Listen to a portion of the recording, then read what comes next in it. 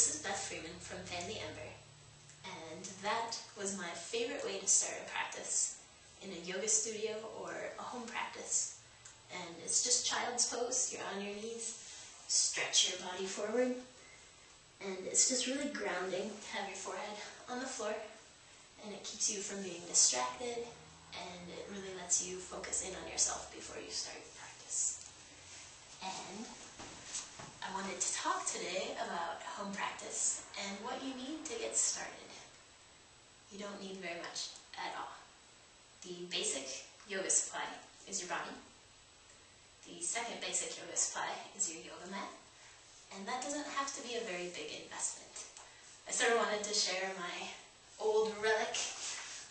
I started yoga the summer after I graduated college, and I moved to Denver and had gotten a job and had money and didn't realize it. And so when I started doing yoga classes, they were online. I learned a ton from them, but I did not go out and buy myself a yoga mat. I used this beautiful old Thermarest ridge rest with this fantastic ripply texture that you won't find in any yoga studio.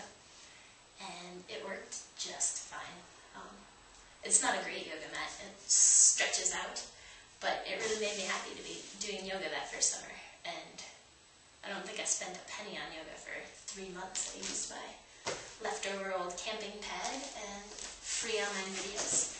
And it was an awesome start. I'm still doing yoga today. So don't feel like you have to buy something. Maybe you have an old camping pad or an old exercise mat that you could use.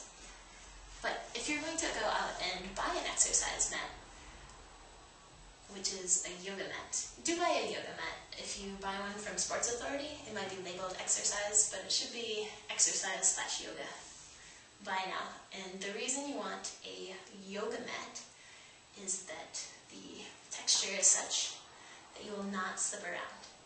And I'm going to show you a quick demonstration that is kind of silly, but this is why you want to buy a real yoga mat. Say I'm going to put myself into a downward dog. That's not very exciting, eh? Because it's a yoga mat and my feet and legs didn't go anywhere.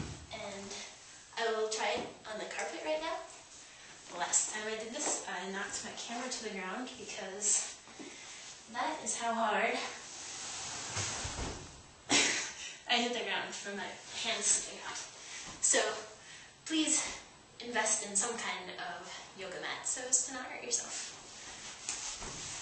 And when you're looking for a yoga mat, you can definitely go too cheap. And when you're just starting out, you can definitely go too expensive. So if we start at the too cheap end of the scale, this is a yoga mat I saw, I think it was at a Ross. It was perhaps $5. And I said, whoa, a $5 yoga mat, how could I go wrong? Pretty easily it turns out, this is not a very good yoga mat. It's really flimsy, light. You probably can't see from that far away, but there's gouges in it from my toes. I used it for about 3 practices. And if I bend it, it's very bendable. Bends right in half. This is not a good yoga mat. That was a waste of $5. This yoga mat I'm sitting on right now is a $10 yoga mat from Target. The brand is Embark, and it's alright. It seems to be divoting a little bit faster than other yoga mats I've used, but the texture feels good. So if you have $10 to spend, Target seems to be an okay place to do that. This is your very standard yoga mat, and this is identical to what you will find in most gyms if you do yoga there. Most studios will have this type of yoga mat, and this is one I got at Sports Authority. It was maybe $15 or $20. It works awesome. This is a really good yoga mat. It's not a very peaceful yoga color. It is much more reminiscent of weightlifting, etc. Not that weightlifting is bad. I enjoy it. But this is kind of what I recommend you get. $15, $20 at Sports Authority. It's going to last a long time. That's several years old. And just to show you a little bit higher end. Oh, I forgot to do my cool bendy test. That's how much that one bends. This is a Gaiam mat. I think I'm saying that right.